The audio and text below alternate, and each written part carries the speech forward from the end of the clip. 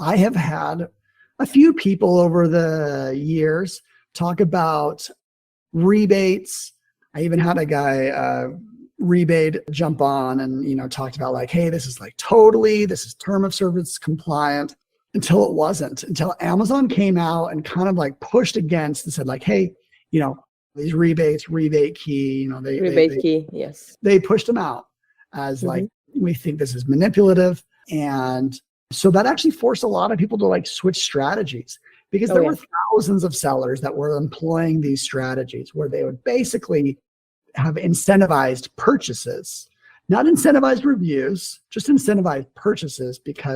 And right now, like, that it's impossible to get rid of all of it, but that did stop the way that sometimes people talk about it. I just wanted to give that background, because we're going to talk about, Alina told me about a very interesting innovation here that kind of changes the experience. There will be some similarities. And so, if you guys think this is, not for you, that's okay. I do think that it's worth talking about, but it also leads into a few other services that you built.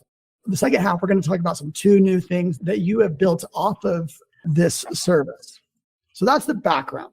So tell me a little bit about, search, find, buy, and how you have evolved around what Amazon talks about.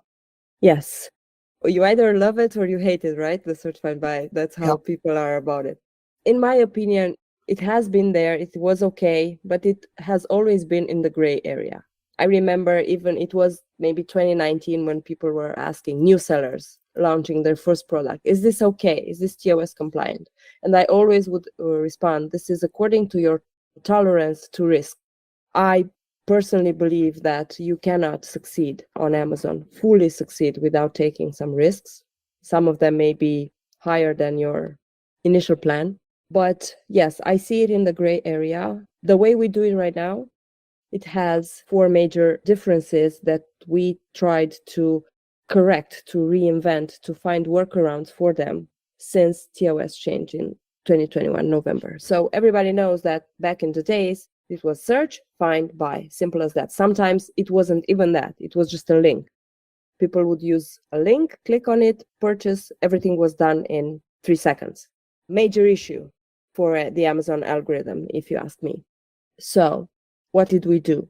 First of all, in one of the interpretations, TOS has hundreds of interpretations. In one of them, in ours, it means that you wouldn't be allowed to give your buyer, either be it ManyChat or Search, Find, Buy or whatever, friends and family, a specific keyword that he or she should search for, right?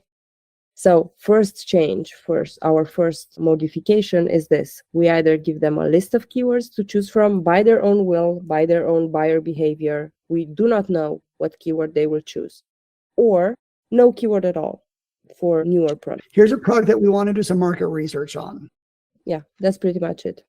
And so then the buyers find the product however they want to.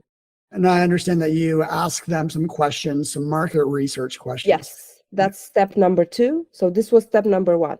Yes, they search for a keyword of their own will and then find it, right? After they find it, it comes a survey or market research, or however you want to call it, which is custom. I mean, can be customized per seller and per product. You, as a seller and a client of ours, can give us a specific line of questions for each product that you come with.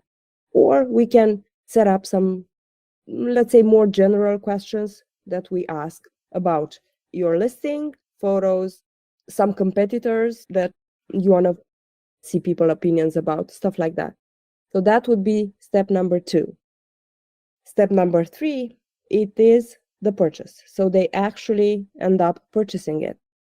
Now, here comes also the third difference, let's say, workaround. I like to use this workaround that we found.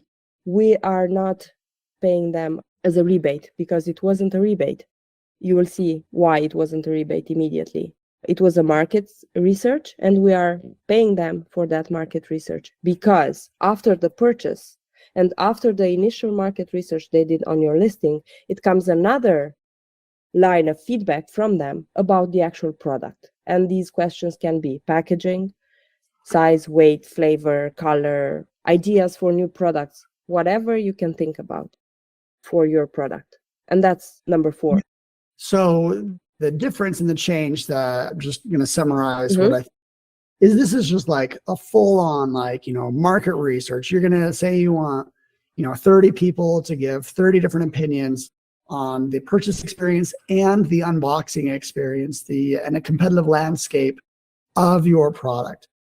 I think, this definitely improves on the letter of the law of, like, what's actually happening. I think some people will interpret this as like, yes, very similar to the previous thing. And so it can very relate back to, people's opinions. If anyone's interested, how can they get a hold of you? The easiest way is by email, and that's the place where I respond faster. It's my name, Alina, ALINA,